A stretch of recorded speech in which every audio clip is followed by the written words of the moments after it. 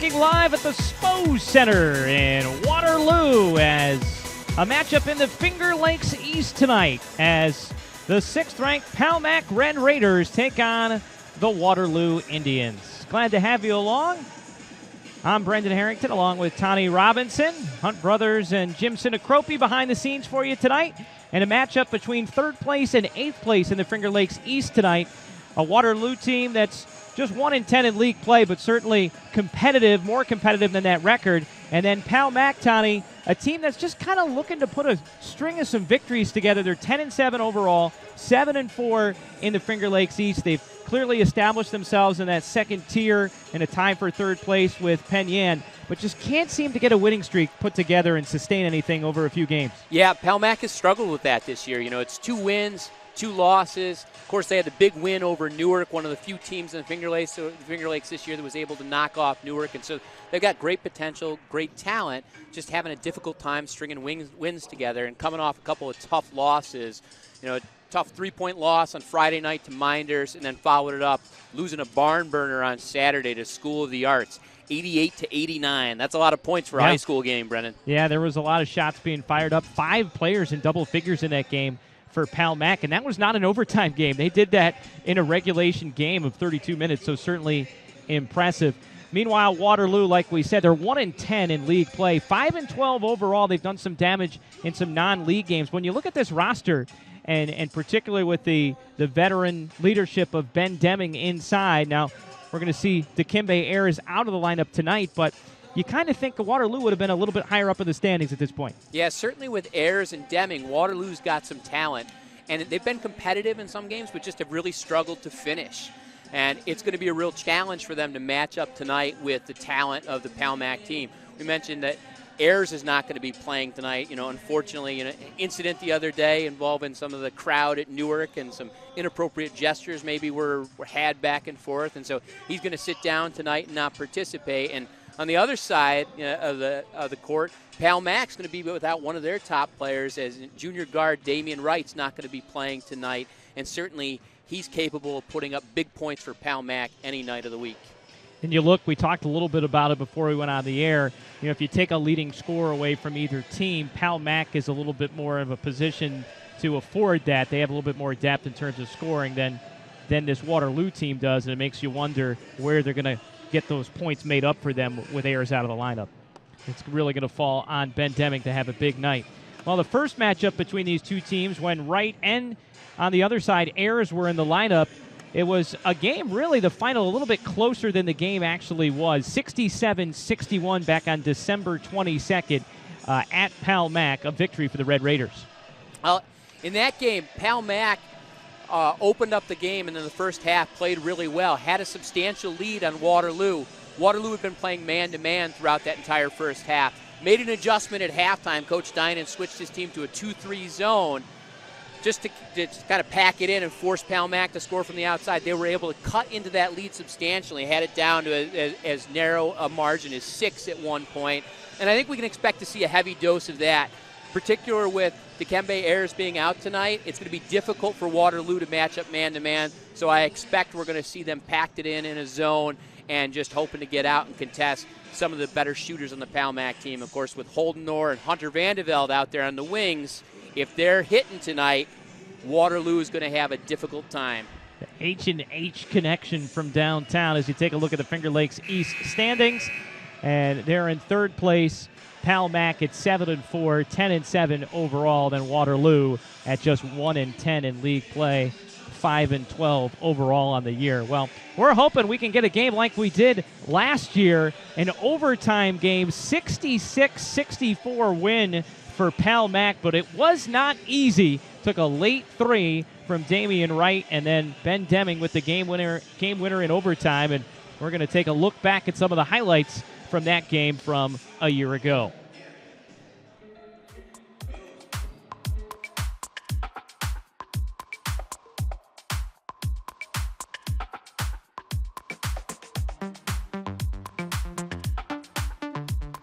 He shouldn't have left his feet there. Not a good pass. Land up and in for Palmac. Point, in a half here. Let's keep it going. Stop and pop. Yes, Oh, boy. and one. Back out to Jones. Driving. He got hammered. No whistle. Oh, Back Deming. up by Deming. Deming fouled the weak side miss.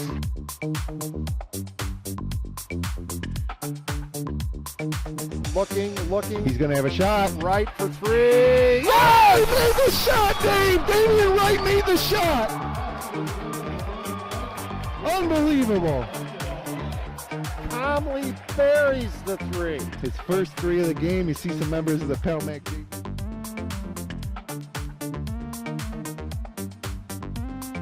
Vandeveld. Dangerous shooter. Open three. Corner. Right, Switch. Damian Wright does it again. Tied at 64. Into the hole. Throws up a runner. Too hard. No. Deming. Tapped up. Down. No. Gets it. Yes. Number 44. Big time. 1 second left. At the buzzer. Oh, Oh, no. Would have counted. Back irons it. To be honest with you, we've came together here towards the last few games, and I've seen some pretty good basketball from the Waterloo Indians.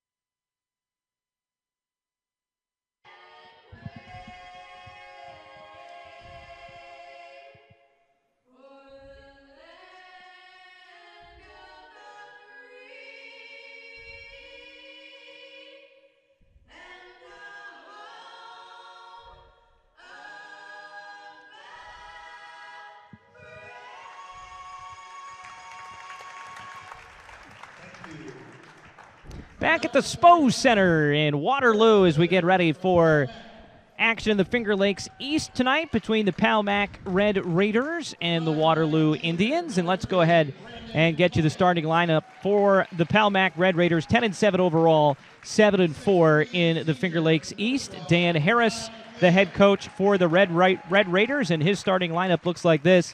In the backcourt, it'll be Brandon Hawkins, the 5'9 junior guard. Devon McLean will start on the front line, a 6'3 senior forward. Also at guard, Holden Knorr, a 5'9 senior. Hunter Vandeveld, the 6'2 junior guard, who had 19 points in the first matchup between these two teams. And then Dominic Sutberry will get the start at center, a 6'4 senior. So it'll be Hawkins, McLean, Knorr, Vandeveld, and Sutberry for the Red Raiders. Meanwhile, for Waterloo, they come in at 5-12 overall, 1-10 in Finger Lakes East play. Kevin Dinan in his first season as the head coach for the Indians. In the backcourt, it'll be Jamin Mateo, a 5'7 senior. Also starting in the backcourt, Scott Knowlton, a 5'8 junior guard.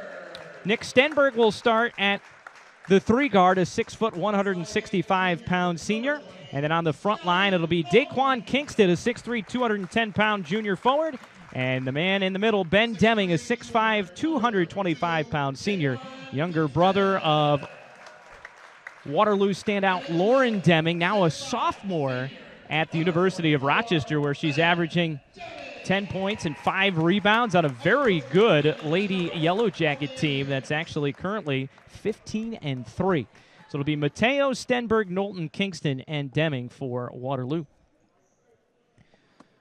And, of course, an on-demand version of this game and past webcasts all available at fingerlakes1.tv. Believe it or not, Tommy, we are starting to wind down the regular season here in basketball season. Oh, it's an exciting type of year, Brendan.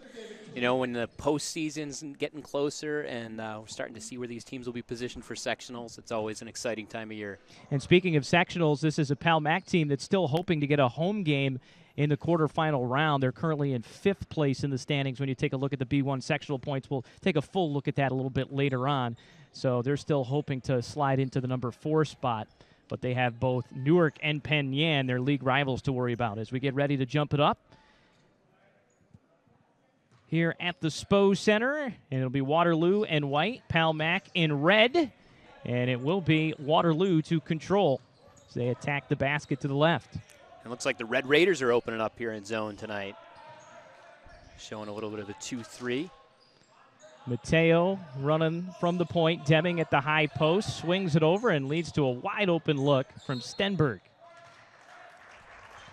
And it will go over to the Red Raiders. Red Raiders typically play man-to-man defensively this year, but they'll mix it up from time to time.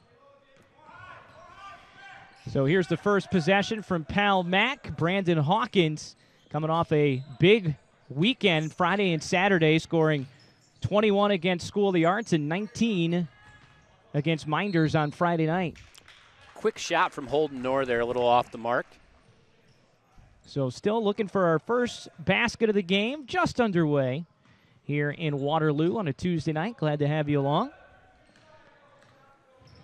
Again, if you just joined us, no Dikembe errors for Waterloo and no Damian Wright for Pal-Mac. And there's the tip-in from Deming. Nice athletic finish by Deming. Deming, always a double-double, a real possibility with him. Was the MVP of the Red Jacket tournament earlier this year. And now a turnover from Pal-Mac. Yep, Nora had his head down there a little bit, looking to attack the basket, but Mateo did a nice job defensively, riding him to the baseline. We talked about the problems that Pal-Mac has had in terms of putting some wins together. It's kind of been win one, lose one. Well, this Waterloo team has been streaky. They had a 6-game losing streak in the first half of the year as Deming just powers his way to the basket. Boy, real tough finish there by Deming as Big Dom Sudbury had nice position, and Deming just athletically pivoted around him and tough finish.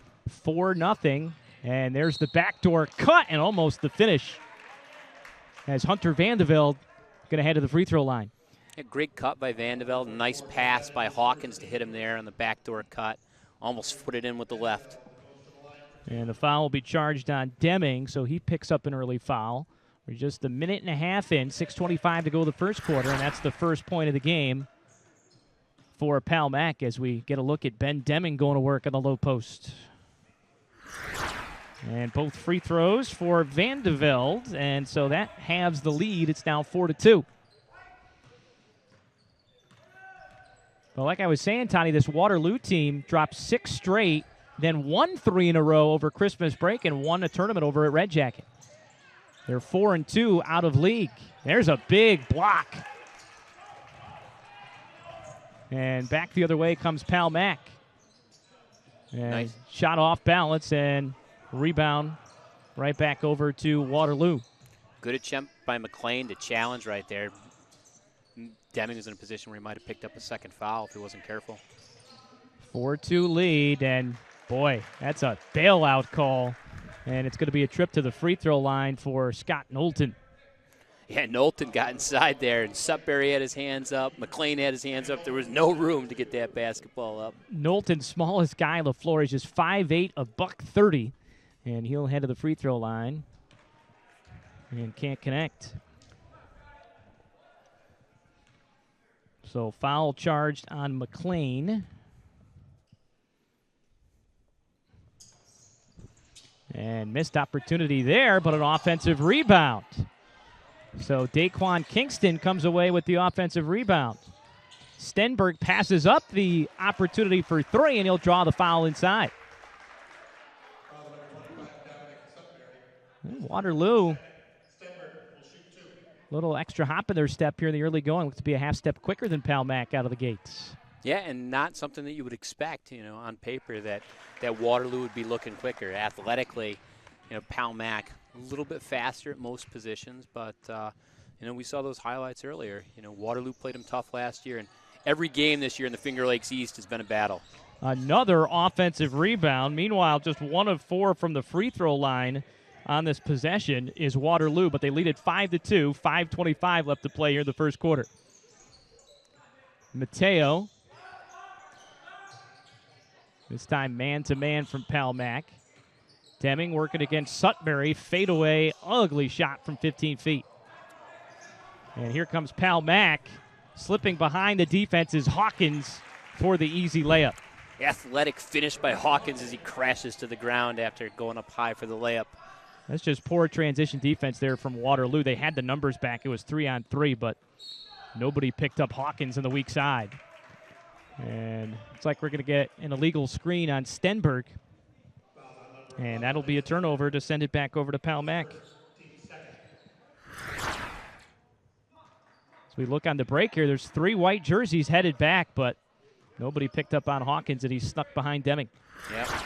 Deming didn't get his head around to see the ball or the basket. A couple nice backdoor cuts now from Palmac, both by Van de Velde, and had his shot blocked and leads to a giveaway.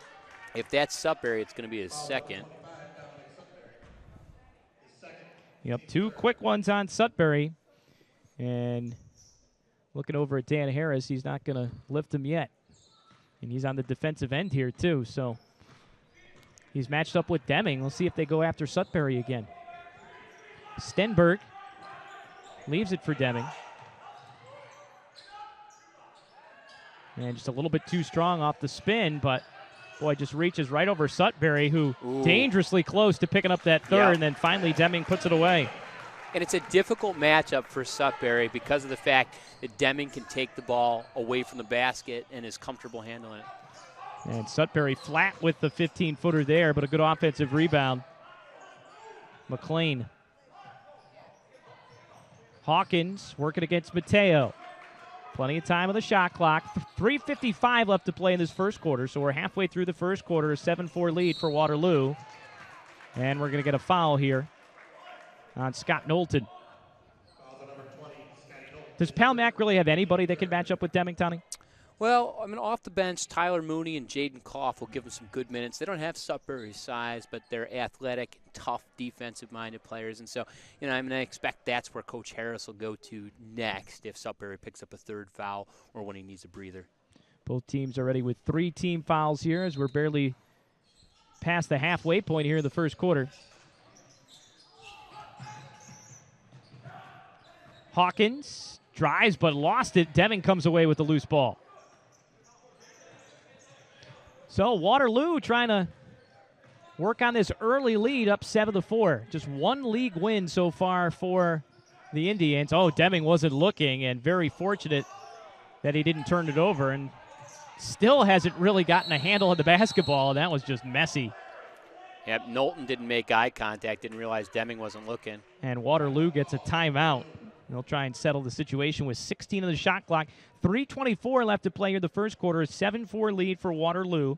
Federal loans not enough to cover the cost of your college education. The private student loan available through Generations Bank can be the answer to your funding needs. Learn more online at mygenbank.com or call 315-568-5855.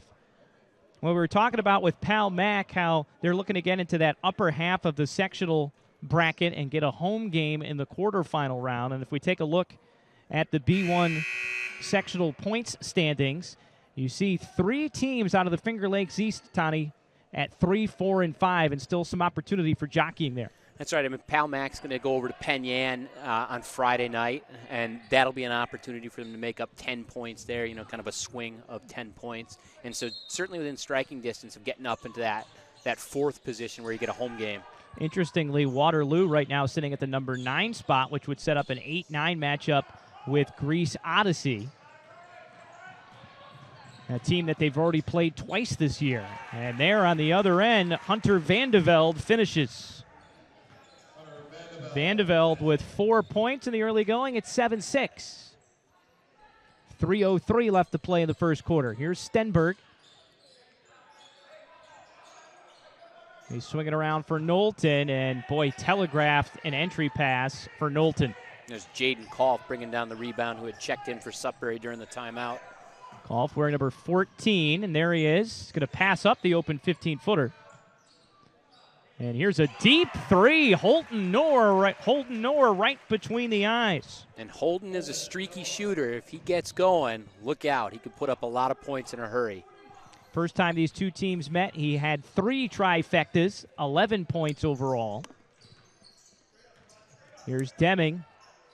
Much better that time with the pull-up just inside the free throw line. And nice controlled shot by Deming. Well contested by McLean. You heard Coach Harris yelling over to him, you know, don't jump, don't jump. Just getting his hand up in his face, but nice controlled jumper. And a turnover there from Palmac, and you can see Dan Harris not happy as he boots the ball. Tied at 9 with 2:06 left to play in this first quarter. As you get a look right there, the 3 ball from Holden Knorr.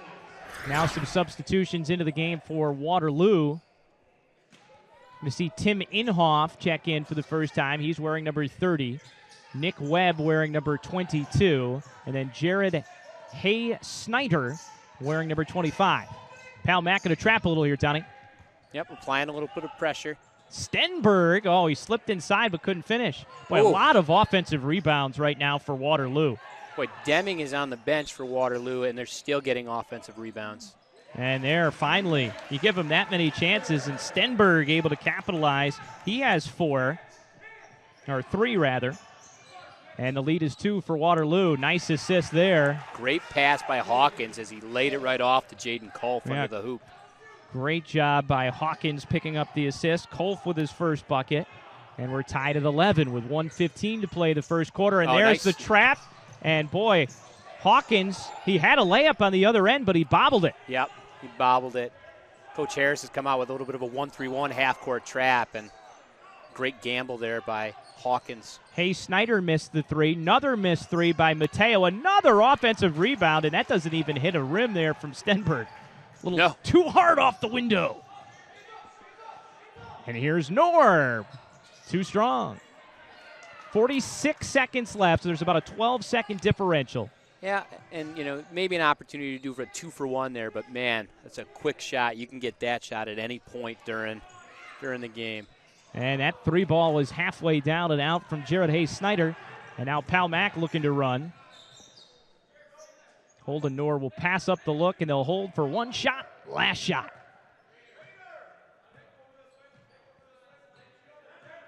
And it looks like a 1-3-1 zone here from Waterloo.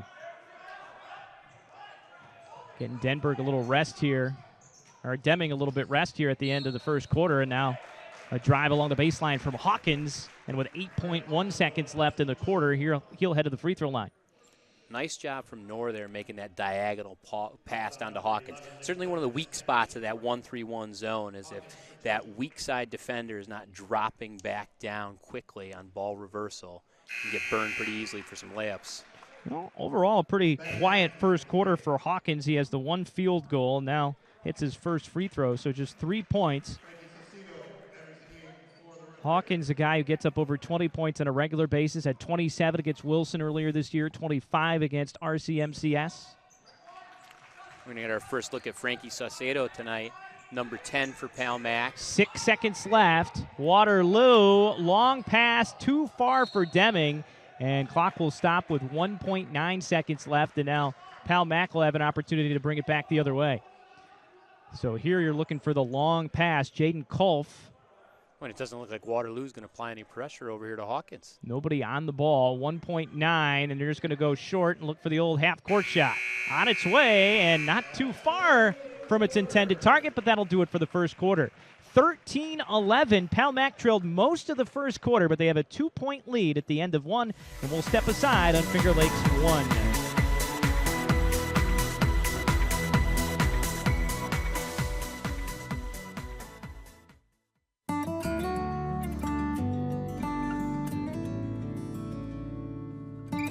Guidance and partnership through every step of the journey. Welcome to Generations Bank.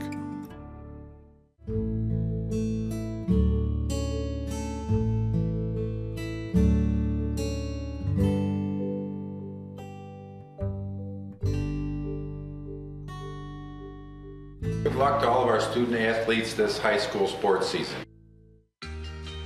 Big enough to have degree programs that will take me where I want to go. And small enough that I don't have to travel alone. Big enough that I can take classes from anywhere. And small enough to get the support I need to succeed. Big enough that there's always something going on. And small enough that I'm never just a face in the crowd. Finger Lakes Community College. Back to start the second quarter at the Spo Center. 13-11 lead for Palmac, and they'll start out with the basketball. So, Tony, always difficult to come out on the road, no matter who you're playing. A Waterloo team that's only won one league game, but it's like Palmac maybe taking a blow early on and starting to take charge as we start the second quarter. Yeah. Well, one of the things Palmac we mentioned in pregame is missing tonight is junior guard Damian Wright, who comes off the bench and just is capable of providing a real big spark for the Red Raiders when they're struggling a little bit offensively. With them missing that tonight, it's going to be difficult to find, some extra points off the bench to give them that spark. 8 of the 11 points, meanwhile, for Waterloo coming from Ben Deming. As we start the second quarter, we saw Waterloo stick with that 1-3-1 zone, and it led to the turnover, and now full court pressure from Palmac will force a turnover back the other way. So a sloppy start to the second quarter. Kolf still out there for Palmac, along with Hawkins, Noor, Frankie Saucedo, and Devon McLean. Here's McLean going baseline, draws a crowd of white jerseys, and he'll head to the line. I'm not sure if they got Deming there or not. A couple of guys in there. Stenberg. Already the 5th team foul. So to the free throw line, Devon McLean. He had 15 points in the first matchup between these two teams and left that short. Dumped in 13 against School of the Arts on Saturday. How about that? 5 players in double figures in a losing effort, 89-88. High-scoring game. And Devon McLean has had a nice year as a senior. Really one of the better defensive players in the league. Racks up the blocks every night. And here's the press again from Palmac. It's Hayes Snyder and Mateo bringing it up, and another steal turnover. By Kolf. Palmac trying to convert Noor down the edge of the lane, but can't get the runner to go. Deming, not exactly with the smooth handle, and boy, taken right away by McLean, goes up. Tried the dipsy-do, and he'll head back to the free throw line. And right now, it's a challenge for Waterloo just to get the ball over the timeline. As Scott Knowlton doing some fancy dribbling behind his back, and Devon McLean just reached his arms up and snatched that pass away from him. And another timeout spent here by Waterloo head coach Kevin Dinan as he's trying to get his team to just find a way to get through this press from Palmac. Thinking about life after high school? Get your degree at Finger Lakes Community College. Nearly half of FLCC grads transfer to a 4-year school and continue their education. So visit www.flcc.edu to learn more. And Finger Lakes Partners, insurance for your life, home, auto, and future. Trust someone who lives in your community with offices in Geneva, Waterloo, and Victor. Visit Finger Lakes Partners online at fingerlakesinsurance.com. Well, this is the second to last week in the regular season, and if we look at some of the key matchups across the Wayne Finger Lakes region this week, well, first of all, tonight, Newark is home against Mid-Lakes, a game where you expect Newark to hold serve again. Newark dropping that game to Palmac, so it was a short-lived lead in the FL East for Newark after they defeated Minders. But you look at the other matchups, Minders at Wayne and then Penn Yan visiting Geneva. And here, the schedule for the whole week, as you see tonight, the Palmac-Waterloo game, our featured game here in Finger Lakes 1. Tomorrow night, Lions take it on North Rose Wolcott. Bloomfield and Marcus Whitman, a surging Whitman squad. And then Naples and Dundee on Friday, a key matchup in the Finger Lakes West. So 4 teams now. Waterloo's kind of caught up, or Marcus Whitman, rather, is caught up to Naples, Bloomfield, and Dundee. Just a game back in the loss column. And there's really 2 tiers over in the Finger Lakes West as the first free throw up and in for McLean. So 15-11. The lead now for Palmac. Oh. Boy, the turnovers keep piling up for the Indians as Deming able to secure that rebound and then walked. It's also 6 unanswered points from Palmac. They trailed 11-9, and they now lead it 15-11. Noor got it in the corner, but passed it up. This time a 2-3 zone from Waterloo, so we've really seen them mix it up. Kolf, a little give and go with Noor, and a nice finish with the left hand, or Vandeveld, rather. Nice job by Vandeveld in there challenging Deming, and like you said, finishing with the left. And now it's Palmac mixing it up. They're going to go with some 2-2-1 3/4 court pressure. What's a victory for Waterloo just to get it across the timeline. 8-0 run now for Palmac. 3 ball off the mark from Scott Knowlton. And boy, talk about not rotating back. 3 different players. And it's Vandevelde with the finish. Almost looked like it slipped out of his hand as he was going up. He capable of throwing one down, Tony? Vandevelde? With 5 steps? I think he probably can. You know, I know McLean can throw it down. He's had some thunderous dunks in his day.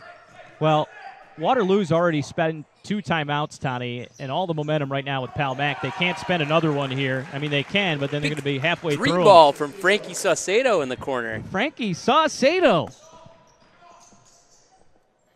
from downtown. So all Palmac now as we work through the second quarter. 5.5 minutes left to play.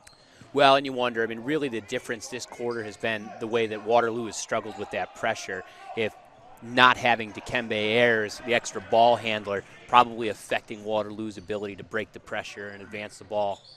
Boy, just no defense there, and too easy for Brandon Hawkins. Right down the lane. Oh, man, there were 4 defenders, and he split them fitty-fitty. And hands on hips, head coach Kevin Dining can just look on. 15 unanswered points for Palmac. Reminds me of the run that Syracuse went on against Notre Dame last week. Boy, the Orange has been looking tough lately, Bren. They fell behind 5-0 at the Carrier Dome. Boeheim called a timeout, yanked Dajuan Coleman, and Syracuse went on a 23-1 run against the Irish.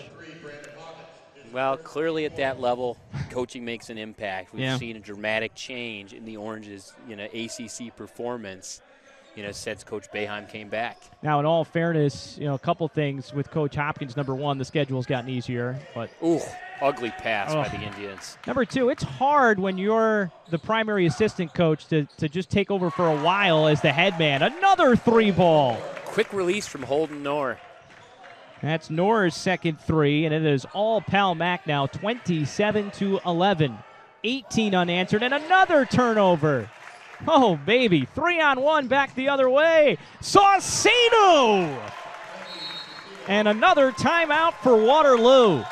It is a Red Raider rampage at the Waterloo Gymnasium here at the SPO Center. Impressive run from Palmac. That's now 20 unanswered points. Well, we talked about, who's going to be able to give them a little bit of a lift off the bench tonight with Damian Wright not being there. And a quick 5 points from Frankie Saucedo as he's saying, hey, I'll step up and fill that role tonight, Coach. Red's Place is going to step up and serve some great lunches daily in downtown Seneca Falls. They've got awesome daily specials, soup, and the best sandwiches and burgers in town. Visit men'shalloffame.com for the full menu. And Finger Lakes Construction is the #1 post frame builder in New York State, providing complete building packages for a wide range of construction, including personal garages, commercial office complexes, municipal, agricultural, pole barns, and more. Visit them online at fingerlakesconstruction.com. Boy, it might be taco night down at Red's tonight, right, Brennan? Yeah. You didn't get dinner yet, did you? $1 tacos? Tuesday night taco night. There you go. 29-11. Palmac trailed 11-9 late in the first quarter. Scored the last 4 points of the first quarter, and they have come out. In the second quarter, they have shut out Waterloo 16-0 with 4:30 left to play here in the second quarter. Waterloo able to get it past the pressure, but another turnover. I mean, the last, I guess it was a couple trips ago, Deming was able to get a shot off, but, I mean, virtually every possession a turnover right now for Waterloo. Yeah, I mean, Waterloo just looks frazzled, and Palmac gaining all kinds of confidence. Wide open look for Vandevelde, and we'll go out of bounds back over to Waterloo. Vandevelde looked like he hesitated a little bit on that shot, kind of pushed that release. Yeah. Palmac going to stick with the pressure here. Pretty balanced scoring attack thus far for Palmac. 6 points for Brandon Hawkins, 6 for Knorr, 8 for Vandevelde. They're in danger of getting a 10-second call. They had 2 seconds to spare after they got the long pass. Does lead to a 3-on-1. And Deming couldn't finish, gets an offensive rebound. He's going to get his double-double before the day's over. Many of the rebounds from his own misses. I was going to say, you missed enough shots and get the rebound. Padding those statistics. 10 points for Deming. And that's certainly been the one flaw in the Red Raiders game tonight. Oh, I thought Saucedo was going to – that was a heat check from Saucedo right there. And a reach from Cropper, Hawkins but they don't call away. it. Or Hawkins, rather.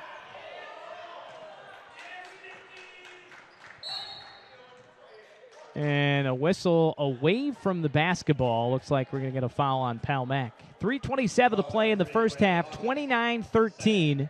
That Deming basket, by the way, the first basket, the first points of the second quarter for Waterloo. He gets Hawkins with the call. A little delayed for that away from the ball call. As we get a look at Deming getting his rebound, bobbling around and finishing. And Hawkins comes around the backside, gets the steal. He's got a trailer, but he'll go himself. And they're going to call an offensive foul. Boy. Well, he certainly didn't have position, but if they say that Hawkins stuck that arm out and initiated the contact. That's what they're calling it for, is that extension of the arm as he is approaching the basket. And that's the third foul on Hawkins. So you imagine he'll head to the bench here with a 16-point lead, and the turnovers continue to good steal by Van de Velde. Come on almost a possession-by-possession basis. Oh, and Hawkins couldn't finish there. He's going to want that one back. Stenberg looking for some help. Like Deming has that high dribble. He just wanted to get it to a guard, son. Well, I tell you what, it's not like the guards have been doing a good job of protecting the ball. And that, an ugly-looking pull-up 15-footer from Stenberg. 4-on-1, it looks like. Pick your poison. Saucedo trying to squeeze it through. It wasn't a very well-executed break from Palmac, so they'll bring it back out. High arcing three ball off the mark from Holden Knorr. All I can think of with Knorr is the Gravy Company. You ever get a nickname like that, like Gravy Train or anything like that? That's what I'd be calling him. I'm not familiar with Knorr Gravy. No? No. There's Deming, 18-footer. And I think we're going to get a timeout, maybe more than anything, from Dan Harris to get Hawkins out of the game and make sure he doesn't pick up that fourth foul in the first half. So Ben Deming into double figures with 12 points. Ferrara Lumber has been a fixture in Seneca Falls, New York since 1959. Start planning your next kitchen or bath remodeling project at ferraralumber.com. Well, we get a chance here. We'll take a look at the Finger Lakes 1 Power Poll and the rankings here in Week 10. These came out on Sunday. North Rose Wolcott, the number one team out of the Wayne County League. Newark right behind them in second with Minders in third. The two teams battling it out for the Finger Lakes East. Then ER, Clyde, Savannah. There's Palmac at number 6. Penyan, Bloomfield, Whitman, and Dundee. No love for the Big Green getting left out. 3 of the 4 teams at the top of the standings in the FL West. I don't know, man. Yeah. All I know is Naples didn't struggle at South Seneca like Bloomfield did. I guess we need some more of the Finger Lakes West broadcasters to participate in the polls. Yeah, I'm going to have to start putting some votes in the poll. I'm surprised Naples, just from seeing teams play. Good finish by McLean. They seem to be the best team in the Finger Lakes West, but when you don't see teams play every game, here's McLean with the bucket. I just think, high school basketball for the most part is marked by inconsistency. Yeah. Young players, they go through ups and downs, and sometimes they're playing well, and it's difficult to have a team that can, kind of keep it together night in, night out. And both teams going to be shooting free throws the rest of the way now. That's the 7th team foul on Palmac. Tyler Mooney getting in the ball game, wearing number 13. He's a 6'1 junior forward. Tyler Mooney provided a big spark for the Red Raiders this weekend against School of the Arts. Coach Harris was saying the game really kind of shifted around a little bit when Tyler came into the game. Real tough defensive player. That was a hard miss at the free throw line from Deming. Boy, and another offensive rebound for Waterloo that they give right back to Palmac. Saucedo on the leak out. Oh, Norris shooting that ball. Boom. Holden Knorr with his third 3 of the first half. He has 9, and it's a 19-point lead, 34-15, biggest lead for the Red Raiders. Norris seems to have the green light whenever he catches that ball. Shooting well tonight. Stenberg stuck on the ground. Waterloo's already used 3 timeouts here the first half. 1:15 left to play. Deming lock and load. Oh, boy. Something to excite the crowd a little bit here, liven up the home crowd. 15 points for Deming. So he's on pace for a 30-point game. You knew they were going to have to lean heavily on him on the offensive end. Real That nice was pretty. pass to McLean and the give and go. Catches it down the lane, goes up high and finishes. McLean having a nice second quarter with all 6 of his points. Yeah, the challenge with Deming, he's really the only person that's been able to produce for the Waterloo team. Starting to look a little bit tired. Palmac doubling up Waterloo right now, 36-18. 35 seconds left to play in the first half. 5-second differential between the game clock and the shot clock. And we're going to get a reach-in from Stenberg. Stenberg out pressuring Tyler Mooney at the three-point line. I think that's his third. It's just not a spot on the floor. That's his fourth. Mooney not a threat to shoot, from out there. Boy, fourth at this point in the game. An already shallow Waterloo bench. Oh, my goodness. Difficult to spread the minutes around. Again, Waterloo without Dikembe Ayers tonight. Having to sit out after an incident that took place after the Newark game. And the free throw rims out. So front end of the free throw off the mark from Mooney. Both teams have really struggled at the line. And another foul will walk down to the other end.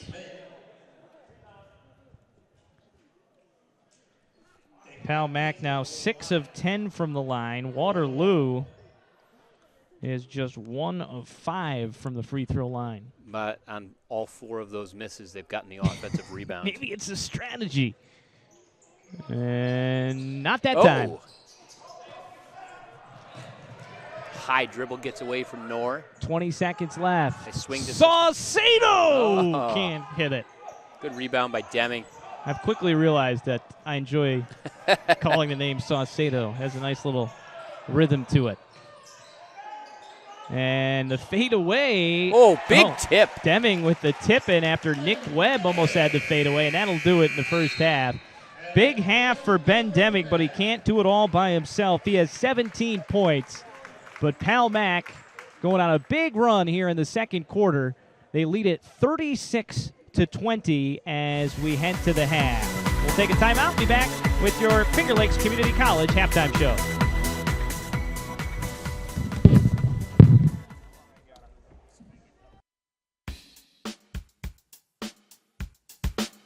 Tonight's live broadcast of Section 5 High School Basketball is brought to you by Generations Bank. Federal loans not enough to cover your college education? Learn about the private student loans available through Generations Bank at mygenbank.com. By Finger Lakes Community College. Thinking about life after high school? Get your degree at Finger Lakes Community College. Dr. Rod Littlejohn Orthodontics. Celebrating over 30 years of smiles with style and proud to support our area high school athletes. UR Medicine and Thompson Health, medicine of the highest order. Dobbins Pharmacy, serving their customers in downtown Lyons for over 50 years and 3 generations. By Finger Lakes Partners Insurance, with offices in Geneva, Victor, and Waterloo. Trust someone who lives in your community. Ferrara Lumber and Building Supplies. Plan your next kitchen or bathroom remodeling project at ferraralumber.com. By the Newark Pilots and Geneva Red Wings of the Perfect Game Collegiate Baseball League. Penny's Place Family Restaurant. Large portions and home-cooked meals in the Liberty Plaza between Seneca Falls and Waterloo. By Jimmer's Auto and Stevers Garage. Late model cars, trucks, and minivans on Fall Street in Seneca Falls. By Finger Lakes Construction, building structures for a wide range of applications with state-of-the-art design and flawless execution since 1969. Fred's Place, great lunches served daily in downtown Seneca Falls, and $1 tacos every Monday night. And FingerLakes1.com digital marketing. Building, maintaining, and hosting great websites for local businesses since 1999.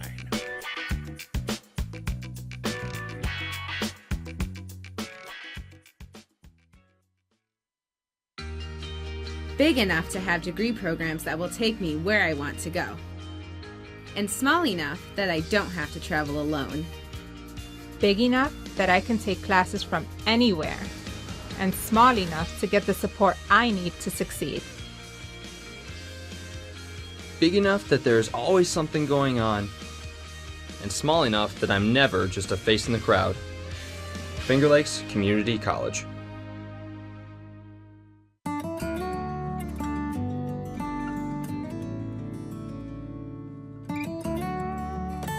Wisdom passed on from generation to generation. Welcome to Generations Bank.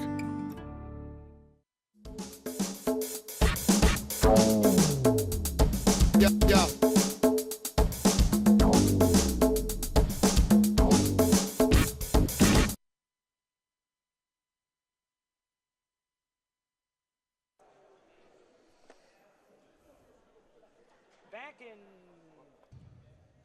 Back in Waterloo, we are at halftime. It's the Finger Lakes Community College halftime show.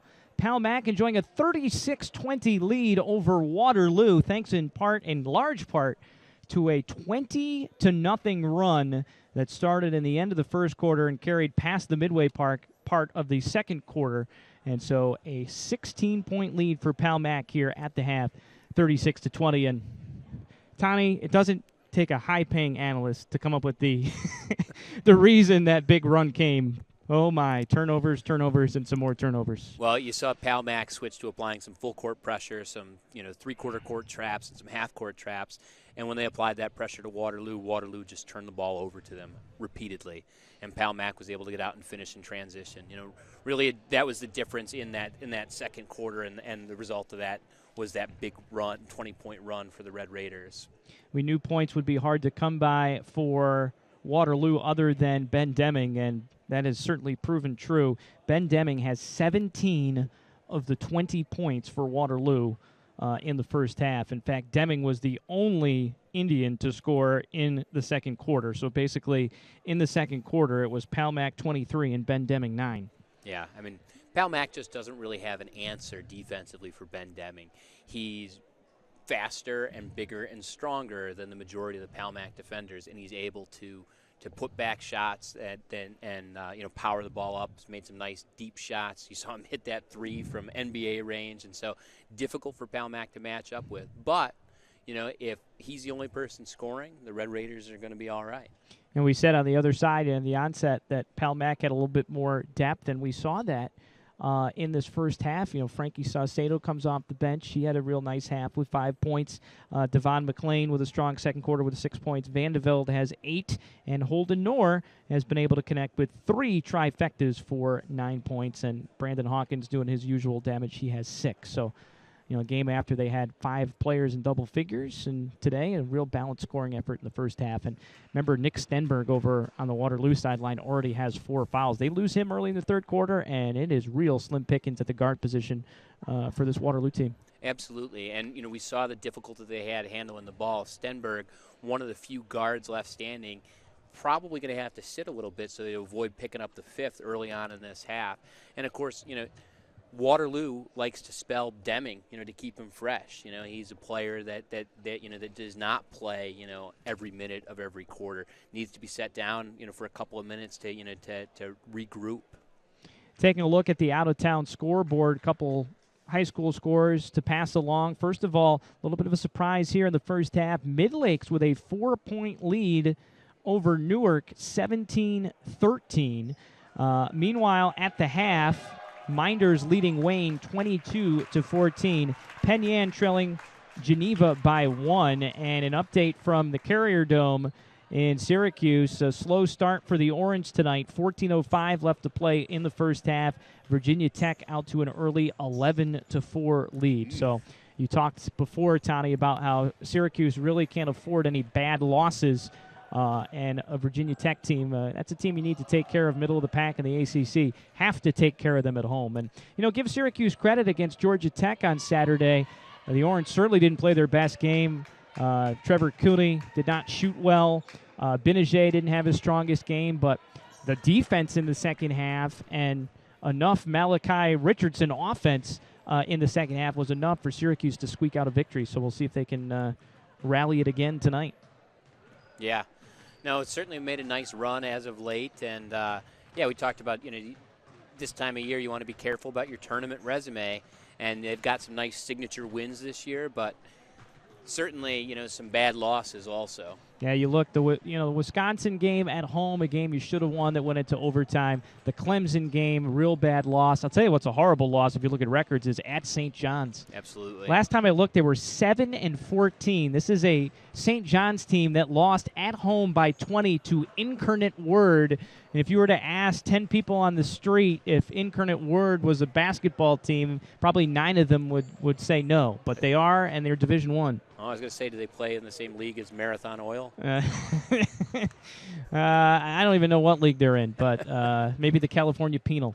We're going to take a timeout, and we'll be back with your second half action. It is all Pal-Mac here at the Spo Center, 36-20.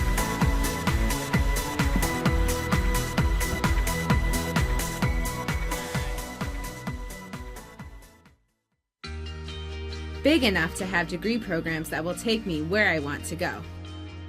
And small enough that I don't have to travel alone. Big enough that I can take classes from anywhere. And small enough to get the support I need to succeed. Big enough that there's always something going on. And small enough that I'm never just a face in the crowd. Finger Lakes Community College.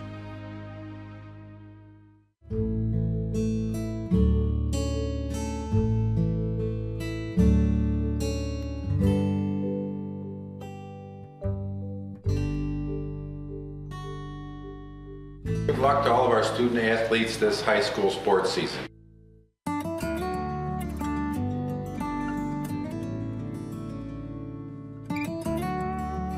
We hold on to the things that really matter.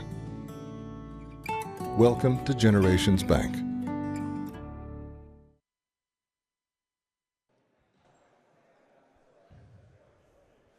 Brendan Harrington, Tane Robinson back with you from Waterloo. Jim Sinacropa, your producer and director, and the Hunt brothers. Getting a look right now at Principal Andy Wall from Pal-Mac, high school principal, and his wife, Kristen Wall. Wow, getting him some screen time. Yeah. Not Andy Warhol, Andy Wall. So back with you as we start the second half, and Pal-Mac going to bring their starting lineup back out. Dominic Sutbury only played a couple minutes in the early going before he picked up those 2 quick fouls. He's out there to start. Yep, Big Dom picked up those fouls early on and gave up a lot of offensive rebounds. And not typically out there when they're pressing, too, I think is part of the reason we didn't see much of Dominic in the second quarter. And they go inside to Sudbury and foul on Waterloo. Now, Stenberg will not start the second half. Nick Stenberg has 4 fouls. Not often you see a guy with 4 fouls in the first half as Deming pulls down the rebound. Boy, Deming swings that elbow right over on that rebound. Jeez. If he doesn't already have a double-double, we know he has the double-digit points with 17, but he's got to be awfully close to double-digit rebounds already. Easily. And Deming going to work again, a little too strong. And McLean with the rebound. He's trying to blow by everybody. Will go all the way to the basket and score it. That was impressive, coast to coast for Devon McLean. So a chance for the old-fashioned three-point play. Hip-toeing down the sideline past defenders. So McLean with 8. Pal-Mac was 6 of 10 from the free throw line in the first half. Waterloo just 1 of 5. And that one well short, but got to block out the shooter. Offensive rebound there for McLean, and another possession for Pal-Mac. They lead at 38-20. Just underway here in the second half. Brandon Hawkins directing traffic. Inside out, Sutbury back to Knorr, but can't hit. Tim Inhofe starting the second half in place of Nick Stenberg. There's a deep 3, short. Jared Hayes-Snyder.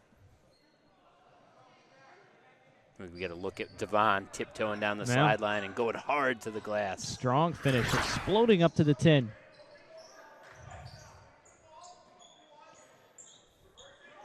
And Waterloo going 1-3-1, and you talked about it before.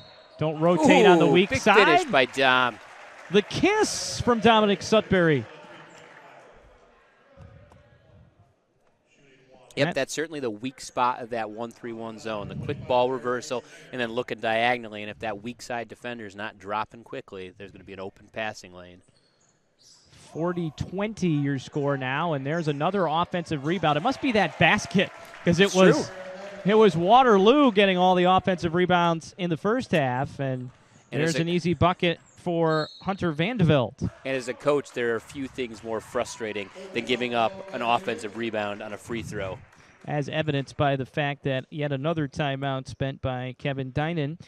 And we'll remind you that Thompson Health Urgent Care Center in Farmington provides acute illness and injury care in a welcoming environment with doctors, nurse practitioners, and physician assistants whose goal it is to get you treated promptly and courteously so you can get back to enjoying your life. Learn more at thompsonhealth.com. And at Dobbins Drugs, they believe their customers are like one big family. Whether you need assistance getting over a winter's common cold or you need to get well card, Dobbins is there to help you. Located in downtown Lyons for over 50 years and 3 generations.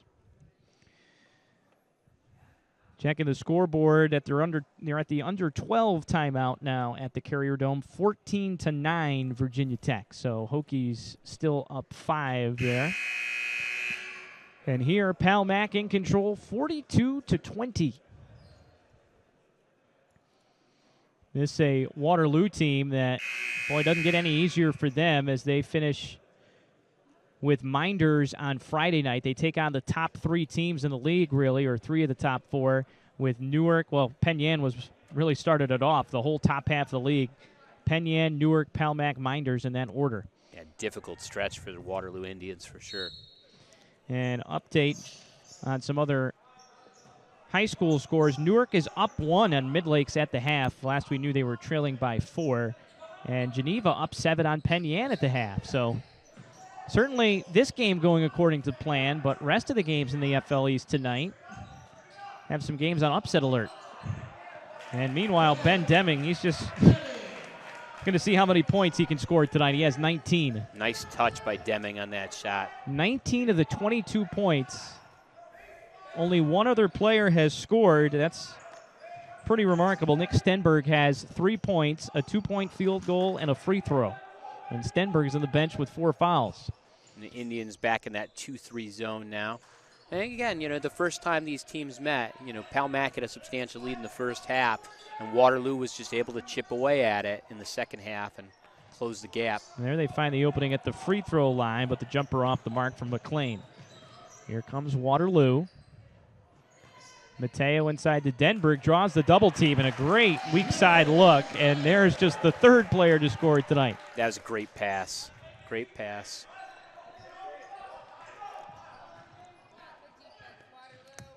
So, 42-24, 18-point lead. Sudbury, he's trying to show off the low post passing, and, boy, great cut as well from Hawkins. A lot of nice interior passing from both squads in the last couple possessions. And the lead is back to 24-45 left to play in this 3rd quarter. Now Palmac going to show a 1-3-1 zone. Guards are Knowlton and Mateo. Here's a corner 3 ball off the mark from Hayes Snyder, but Deming with the rebound. And he'll head to the free throw line. Deming, a guy who does a good job of getting to the line and usually converts. Had 10 free throw attempts on Friday at Newark, hit 7 of them.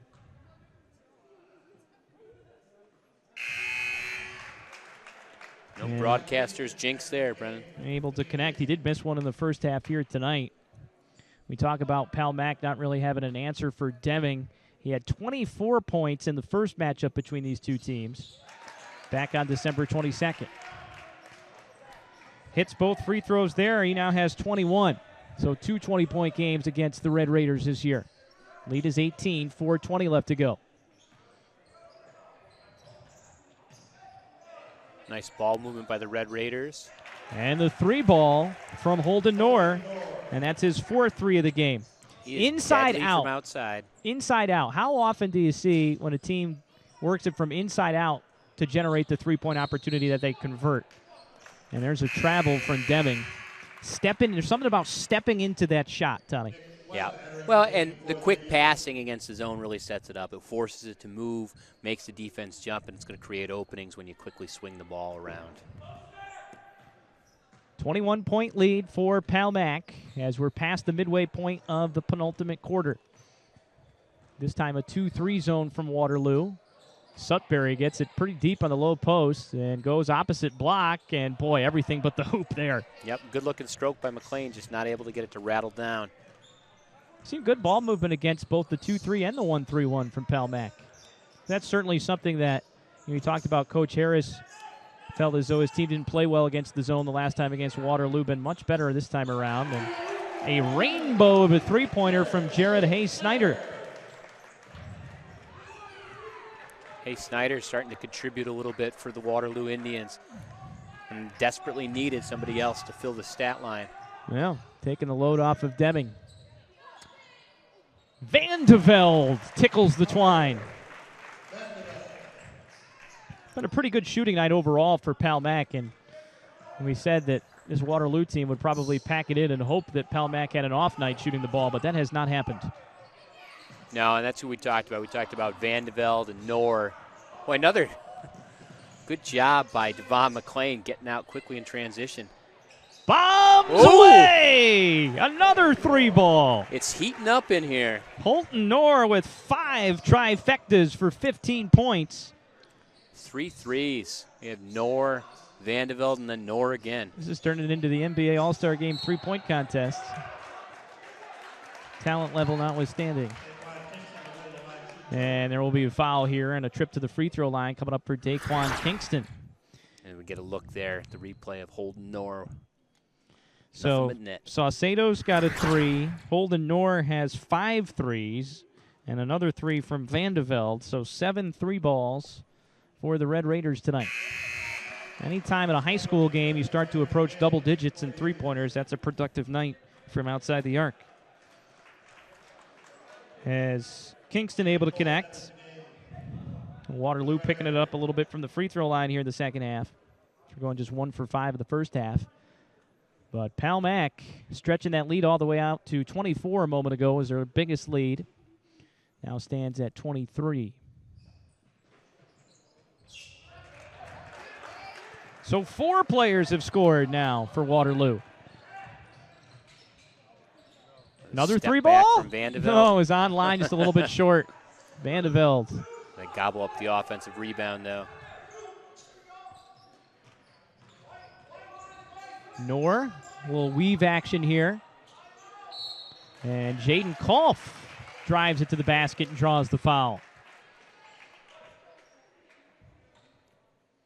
Jaden Kolf, a role player on this team, but can come off the bench and give some nice minutes. It'll be on the floor, so no free throws. Kolf, the senior, tough defender, good rebounder. When you look ahead at this Palmac team next year, Tani, they got a lot of people coming back. No, absolutely. You know, I mean, certainly there's going to be some big losses with some of the senior leadership. You know, Devon McLean, Dominic Sutberry, Holden Knorr, strong group of senior leaders, but a lot of talent from that junior class with Brandon Hawkins, Damian Wright, who's not in action tonight, Saucedo, Van de Velde. They're going to be a handful next year. And it's just about to complement the ball movement when Mr. Knorr put that one a couple stories too high for Devon McLean. Yep, he was expecting the quick pass to the wing. Didn't realize McLean had cut in to the high post. And a travel. Deming, who's not happy with that call. And Deming's had a handful of turnovers himself tonight. Red Raiders going to go a little bit deeper into the bench with a comfortable lead. Braden Carlson, the 5'9 junior wearing number 4, will get into the game. Carlson, a good hustle player, works hard every time he's out on the floor. He's contributed in spots this year for the Red Raiders. Always fun in a game like this, try and get some of those guys who don't get as much playing time a bucket. And there's a travel that'll send it back the other way. So 1:19 left to play in the third quarter. Palmac up 53-31. So we talked a little bit about how difficult the schedule is coming down the stretch for Waterloo. You look for Palmac. They finish home against Penn Yan at Mid-Lakes. That'll be a big game home against Penn Yan, not only in the standings in the Finger Lakes East, but in that B1 sectional bracket. Kolf able to secure that rebound.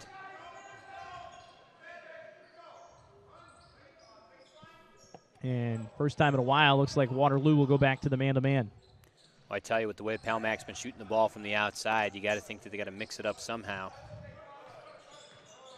Hawkins all the way to the basket, couldn't finish. Kolf with the rebound. Back for McLean, who draws the foul. Certainly that'll be the challenge, though, in a man-to-man defensive set, is that it's going to open up cutting lanes for the athletic guards of the Red Raiders. 8:02 left to play in the first half in Syracuse, 16-13 Virginia Tech. Well, obviously you're unhappy if you're a Syracuse fan with the point production of just 13 points, but you'd have to assume they're playing pretty good defense, and defense will always keep you in the game.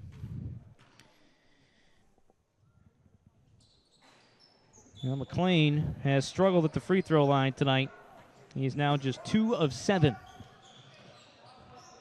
35 seconds left to play in the third quarter. 25 on the shot clock.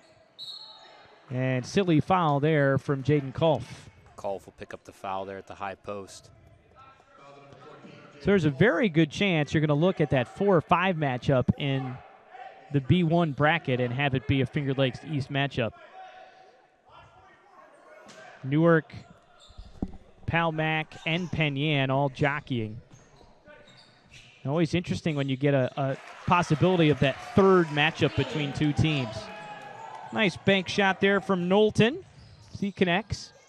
Down to 17 seconds left in the half. Another offensive rebound, but no conversion this time for Palmac. Whoa, the big guy dribbling high, but showing some good ball handling as he goes behind his back in traffic. Clock will stop with 9.5 seconds remaining. 53-33. It's interesting, this Waterloo team has actually played Geneva twice already, and they're going to play him a third time. They actually played him in Red Jacket in a tournament. Didn't count as a league game. You don't see that very often. And another player into the scoring column, Daquan Kingston, and that's how the third quarter will come to an end. So Ben Deming finally getting a little help here in the third quarter, and at the end of 3 in Waterloo, it's Palmac 53 and Waterloo 35.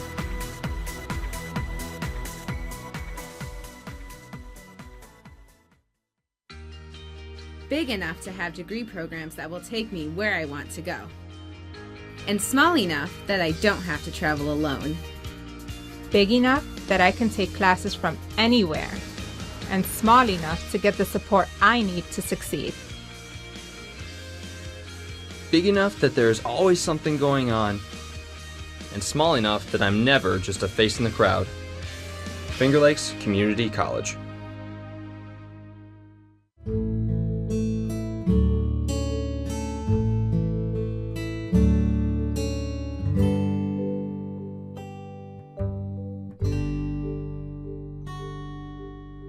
Good luck to all of our student athletes this high school sports season.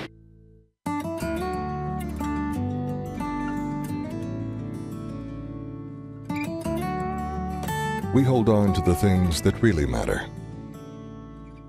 Welcome to Generations Bank.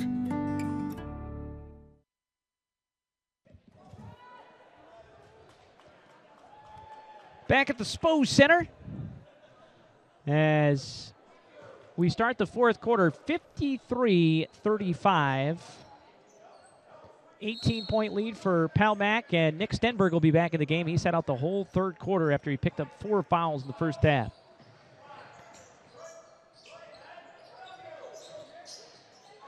And a 3-ball from the corner.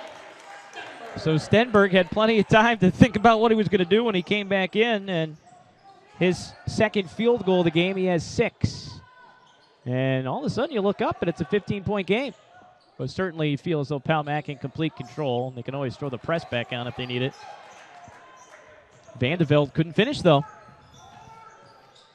So a chance to get it to 13 or maybe even 12 with a 3 for Waterloo.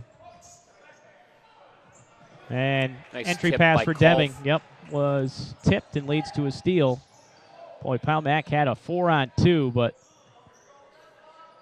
Carlson a little hesitant to pull the trigger there, back to back out. So now in the half court, and boy, that's a couple times now. Hawkins has got all the way to the basket and missed the chippy. Hawkins shows great acceleration, but difficult to finish when you're going that fast towards the basket. Ugly looking pull-up shot there from Knowlton, and it leads to a run-out 2-on-1, and that almost losing the handle, McLean, and he gets bailed out with a foul. And if we see McLean out on the break by himself, we will see a dunk. Well, that time just kind of lost the handle, and he had a defender to worry about as well.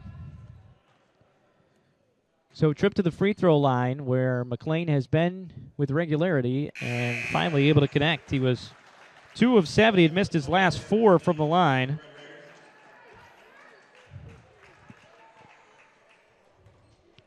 Jaden Kolf back in. Still have Braden Carlson in there for Palmac. There he found the stroke at the free throw line. And into double figures for McLean. He has 10. Very balanced scoring effort. Hawkins 8, McLean 10, Knorr with 15, all on three-pointers. And then 13 points from Vandeveld. Deming lowers the shoulder, and a little continuation at the Spo Center on a Tuesday night. Ben Deming, the recipient of a generous adjudication by Dave Toole. One of our 2 officials tonight. Deming can't connect, and skying for the rebound there, Devon McLean, and then Deming with just a the giveaway. frustration foul there by Deming.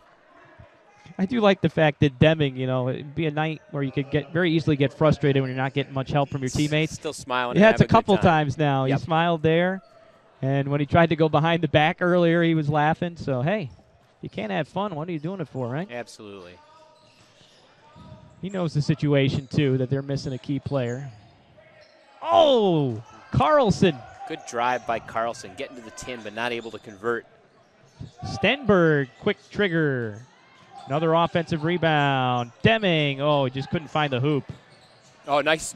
Good attempt by Knorr with the tip ahead there. Nearly an over and back, and then a hard foul, and that'll be the 4th foul, actually, on Hawkins. Meanwhile, we're under 6 minutes left to play in the 4th quarter, 55-40. Coach Harris doesn't agree, nor does Hawkins, feeling like he had position. Virginia Tech continues to lead against Syracuse 21-17. As we keep you updated from the Carrier Dome. Palmac will stay in that 2-3 zone. Stenberg in the corner.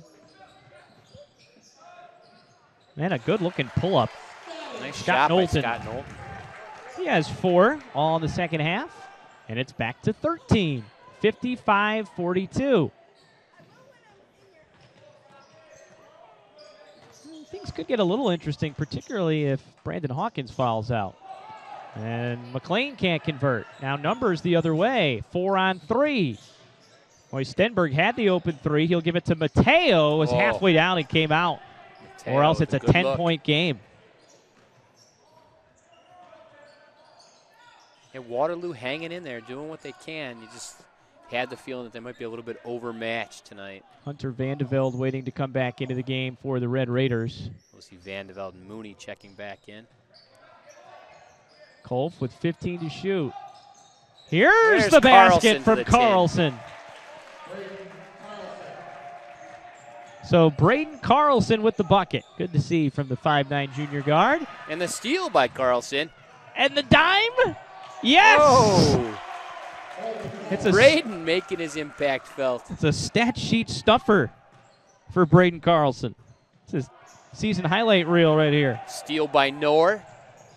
And Knorr with the finish. Boy, he's filling the stat sheet tonight too. 17, and he finds out what it's like to score a 2-point field goal. Yeah, just 3s before that. And just like that, it's back up to 19. Biggest lead has been 24. Mateo splash. So, good to see some of these other guys getting in the scoring column for Waterloo. We're halfway through the 4th quarter, 61-45. And honestly, Tani, when we went into the half with that big margin and you looked at Stenberg out with 4 fouls, I thought things could really get ugly here in the second half. So give Waterloo credit for keeping this thing respectable. We get a look at the replay there as Carlson feeds the cutting Holden Knorr. And it was 46-20 at halftime. Yeah, with the exception of that, extended period of time where the Red Raiders went on that 20-point run, Waterloo's played tough. There's another 3-ball, and Mateo hits back-to-back threes. That makes it 61-48. Perfect game collegiate baseball action hits the Finger Lakes this summer with the Newark Pilots and Geneva Red Wings in action nightly, showcasing some of the best collegiate baseball players in the country. Go to NewarkPilots.com or GenevaRedWings.com for season ticket packages. Penny's Place Family Restaurant, located on 5 and 20 in the Liberty Plaza between Seneca Falls and Waterloo. Well known for their large portions and home-cooked meals, a large selection of breakfast items and everything from burgers, salad bar, the salad bar, and wraps for lunch. If you want a great meal while pinching a penny, come to Penny's Place. And Jimmer's Auto offers a full inventory of late model cars, trucks, and minivans. Check out their full inventory online at jimmersauto.com. And for service, visit Stevers Garage on Fall Street in Seneca Falls. Jimmer's Auto and Stevers Garage, strong supporters of local high school athletes for over 40 years. Some young girls taking in the action on this Tuesday night. 3:37 left to play the fourth quarter, and it was up to 19, but back-to-back threes from Jamin Mateo makes it a 13-point margin at 61-48. Meanwhile, Newark has opened up a 9-point lead after 3 quarters of basketball against Mid-Lakes. So both Newark and Minders looking like they're starting to take care of business. Hopefully Syracuse will follow suit over at the Carrier Dome. So last we knew, they trailed in the first half to Virginia Tech. So 3.5 minutes left to play. Knorr. Wow. 6 threes for Knorr, and he has 20. Season high for him. And it's also a high in terms of threes, as Deming going to add to his point total. He now has 25. We'll see a bit of pressure here from Waterloo. Oh, bad turnover. Turnover. Oh, and that's going to be a foul on Hawkins, and he'll be out of the game. With 3:01 left to play. So Hawkins will foul out with just 8 points. Really, both games against Waterloo this year, Hawkins has been held in check. He had just 10 points the first time and 8 points tonight. A guy who has been up over the 20-point mark several times this year. Certainly one of the best defenders for the Red Raider and the primary ball handler, too.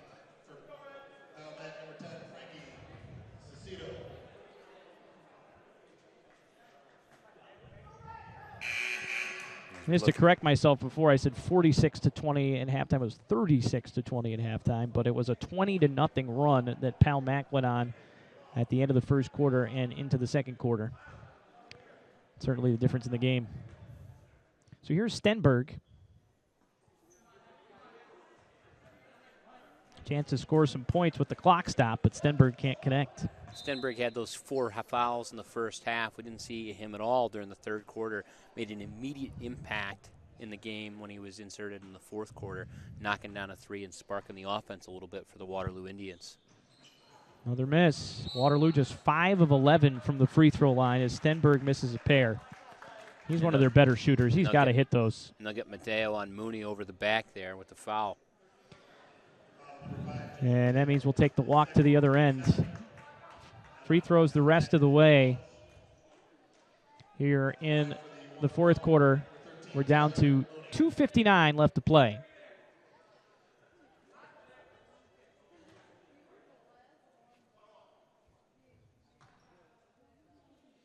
So Tyler Mooney with a chance to get into the scoring column here. Ooh. That's not going to do the job. Somebody must have opened up a door down on the other end of the gym. Well, we've talked a little bit about this. When you're shooting on that end of the floor, there is no gym wall on that back end. I don't know if you've seen it in the There's no pole, there's no anything, and there's a whole other half a gym. Yeah, and so the depth perception really can be challenging, I think, for visiting teams over here at the SPO Center. Crowd wanted a foul on that three-point attempt from Hayes Snyder. Good rebound by Mooney there. Gets it out to Saucedo. Good Saucedo. He was double teamed, goes out of bounds off of Waterloo. As Devon McLean will check back in.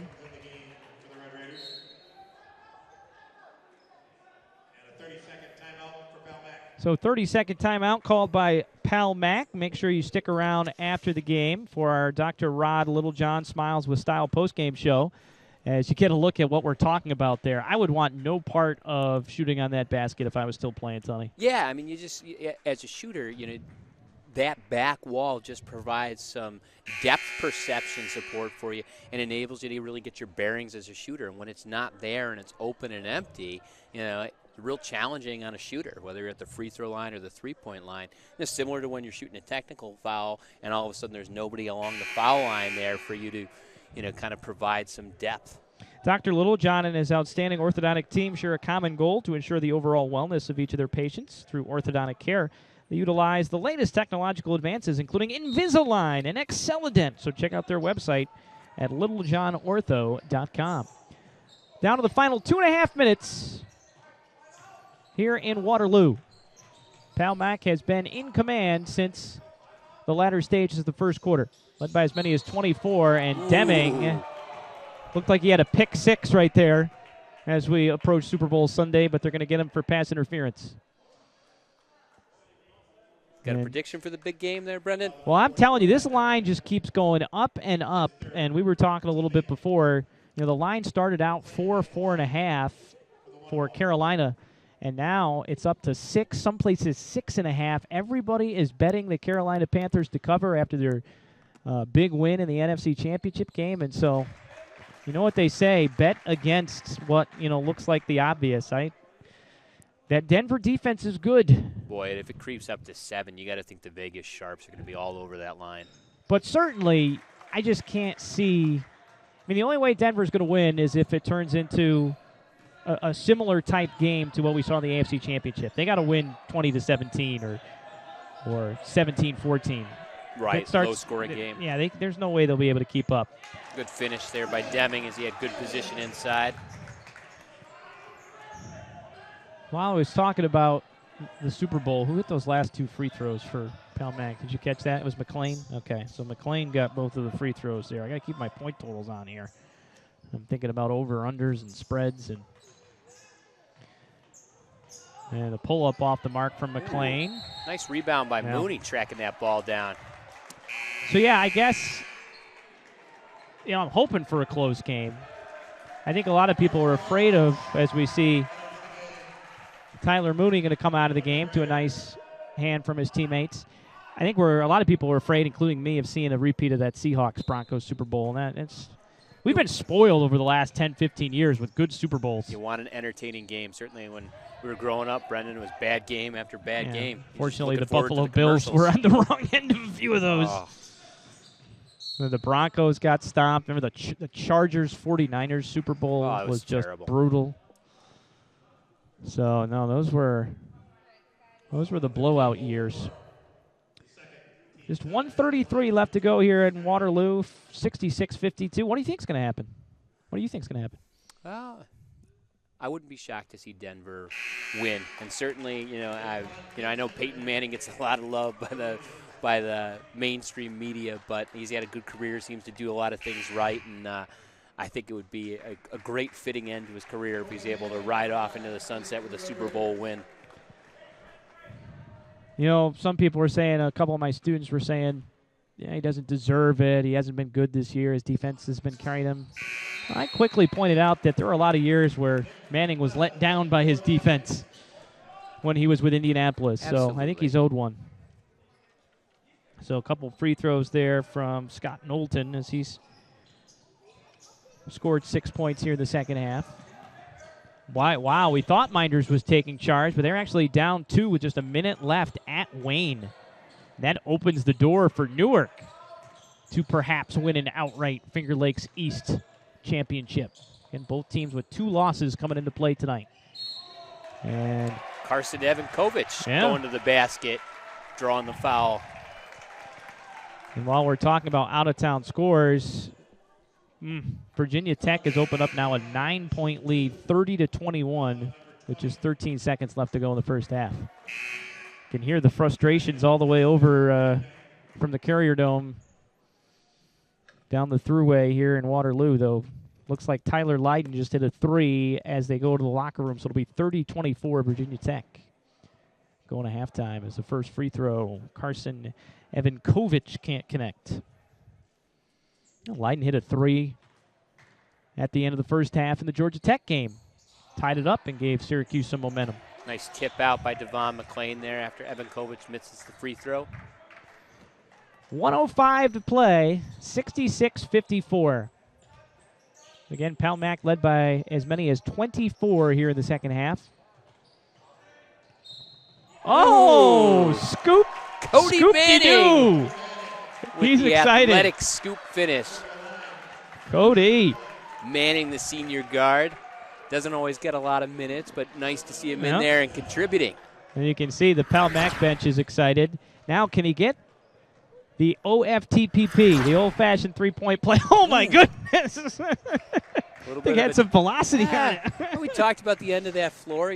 Depth perception's rough on that end. Oh, man, there's a 3 ball on the way. And no good from Hay Snyder. So you look now. Good hustle by Manning there, almost tracking down the rebound, too. 9 different players have scored for Palmac tonight. Only guys who haven't scored are Evankovic, who had a chance. He missed a couple free throws, and Tyler Mooney, he missed a free throw as well. So everybody's had at least a chance to score. Down to 30 seconds left to play.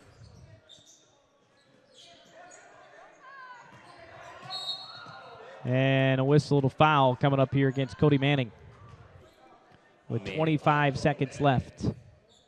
Manning looking to make an impact there. A little reach around foul. He doesn't want a trillion in the box score. No, sir.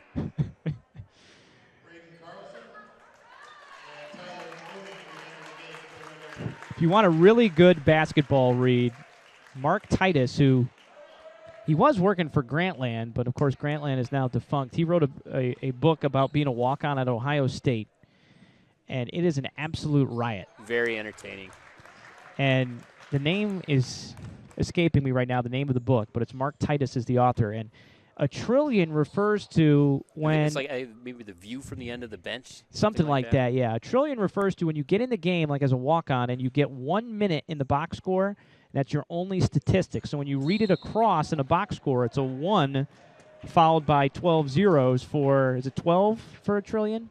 Right, yeah, because 9 would be a billion. So 12 zeros for a trillion. It reads 1 and 12 zeros, like no points, no rebounds, no field goal attempts, no assists, no turnovers. You cannot pick up any other statistic other than playing 1 minute, and you get your trillion. Oh, Manning thought about launching that 3.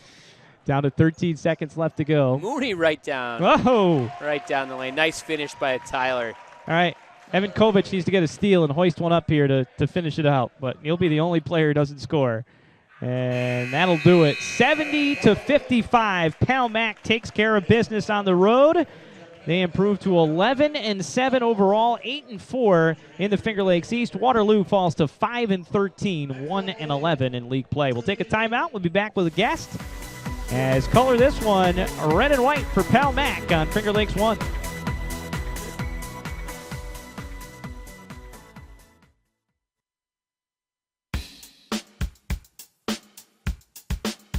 Tonight's live broadcast of Section 5 High School Basketball is brought to you by Generations Bank.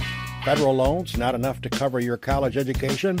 Learn about the private student loans available through Generations Bank at mygenbank.com. By Finger Lakes Community College. Thinking about life after high school? Get your degree at Finger Lakes Community College. Dr. Rod Littlejohn Orthodontics. Celebrating over 30 years of smiles with style and proud to support our area high school athletes. UR Medicine and Thompson Health. Medicine of the highest order. Dobbins Pharmacy, serving their customers in downtown Lyons for over 50 years and 3 generations. By Finger Lakes Partners Insurance, with offices in Geneva, Victor, and Waterloo. Trust someone who lives in your community. Ferrara Lumber and Building Supplies. Plan your next kitchen or bathroom remodeling project at ferraralumber.com. By the Newark Pilots and Geneva Red Wings of the Perfect Game Collegiate Baseball League. Penny's Place Family Restaurant. Large portions and home-cooked meals in the Liberty Plaza between Seneca Falls and Waterloo. By Jimmer's Auto and Stevers Garage. Late model cars, trucks, and minivans on Fall Street in Seneca Falls. By Finger Lakes Construction. Building structures for a wide range of applications with state-of-the-art design and flawless execution since 1969. Brett's Place. Great lunches served daily in downtown Seneca Falls and $1 tacos every Monday night. And FingerLakes1.com digital marketing. Building, maintaining, and hosting great websites for local businesses since 1999.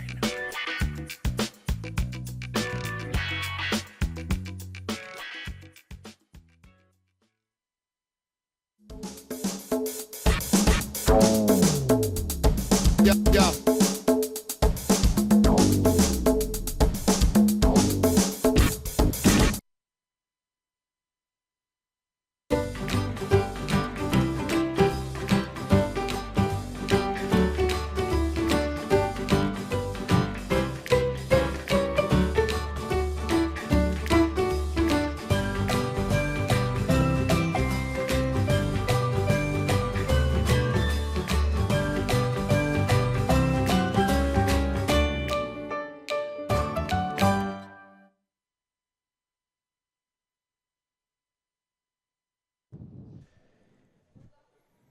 And back at Waterloo as we wrap things up tonight. It's time for our post-game show. As that's, of course, is brought to you by Dr. Rod Littlejohn. It's our Dr. Rod Littlejohn Smiles with Style post-game show. A 70-55 win tonight for Palmac over Waterloo, and a pretty balanced scoring attack from Palmac tonight. And one of the guys who hit double figures, Devon McLean, joining us in the postgame. He had 12 points to match your jersey number and taking care of business on the road. And really, it was the full court pressure that seemed to get you guys going today, huh? Talk a little bit about that. Yeah, we always go over that in practice. That's like one of our main defenses that we always get other teams with, catch them by surprise, you know. Got that length up top, so the trap really works and everybody moves. You know, one of the things Toddy and I were talking about a little bit before the game tonight is, you know, you guys have had a successful season, 11-7 now in the year, but it just seems like you haven't been able to put together one of those prolonged stretches, a winning streak where you really get rolling. Is that something you're hoping to do coming down the stretch here? Yeah, we're really hoping to win out the rest of our games. We haven't been really able to put a winning streak on. It always seems that something happens at a game. It's either mental or everybody's not on their game that night, and we really need everybody on their game so we can play to our full potential. Now, I was talking to Coach Harris at the beginning of the season. He was talking a little bit about you and, you know, kind of your progression as a basketball player. And was talking about you back during your freshman year, and he remembered that you were, you know, kind of the 15th man on the team that year, shared a jersey with somebody, and just talked about, you know, kind of your success as a player, as somebody who just really stuck with it, didn't give in to like, all right, I'm not starting my freshman year, and kind of progressed. You know, talk a little bit about that, how, you know, you feel like you've developed over the last couple of years as a basketball player. Right. It was hard because I didn't make it 7th grade year either, modified, so I swam that year. But then, you know, I was like, I love basketball. I really got to get at it, so I stayed in the gym, made it 8th grade year. Freshman year, I shared a jersey, so I didn't play all games. I did some stats, and then sophomore year I came up. Junior year I, you know, went through the works, you know, sat on the bench, got the time that I could, and then really put in the work so I could show out my senior year.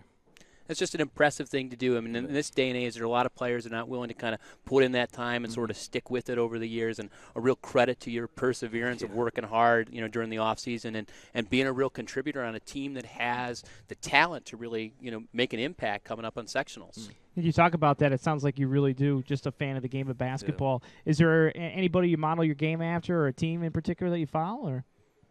I mean, you know, it sounds usual, but, you know, I always love Syracuse, you know. The greats that came out of there, you know, you got Carmelo. I really like the way Carmelo plays. You know, I watch him and try and base my game off of his. Yeah, no, definitely. And then, of course, playing for the Knicks now. And you keep tabs on this year's Syracuse squad, too? Not really. Not as much? No. Okay, because we're sweating a little bit because they're down at halftime right now. But so as you look ahead down here, as you come down the stretch, you only got a couple games left in the regular season. What do you think is going to be the key in terms of getting that momentum going into sectional?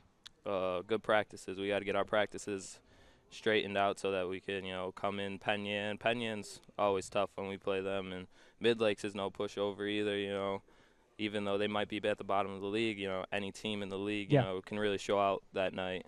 So we just everybody's got to come to play every single night. And you're kind of in a spot, if you look at the sectional bracket, I don't know if you've talked about this as a team, or your coaches talked to you about trying to get maybe a first-round home game and slide into the number 4 spot. Yeah, because right now we're going to Newark, and it's always tough to play in Newark, Yep, and there's as we take a look at the point standings right there. Penyan, Newark, but Penyan's a team that's ahead of you as well, so a chance to gain some ground on them as well, so that's a real important one.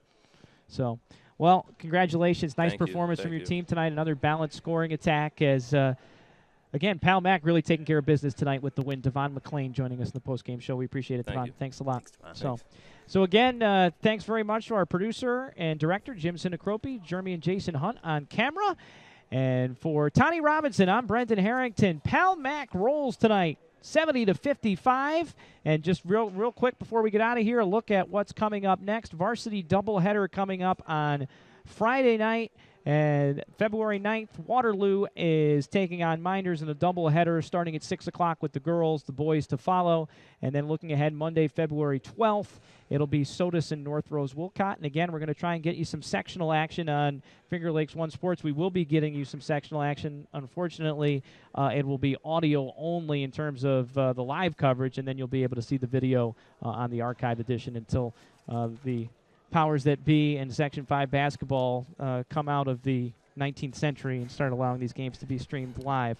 But that's what happens when the people who are running the Section 5 basketball tournament have an older average age than the U.S. Supreme Court. So, again, the final score, 70-55. Palmac with the victory over Waterloo. Tane Robinson, I'm Brendan Harrington. Have a good night, everybody, from Waterloo.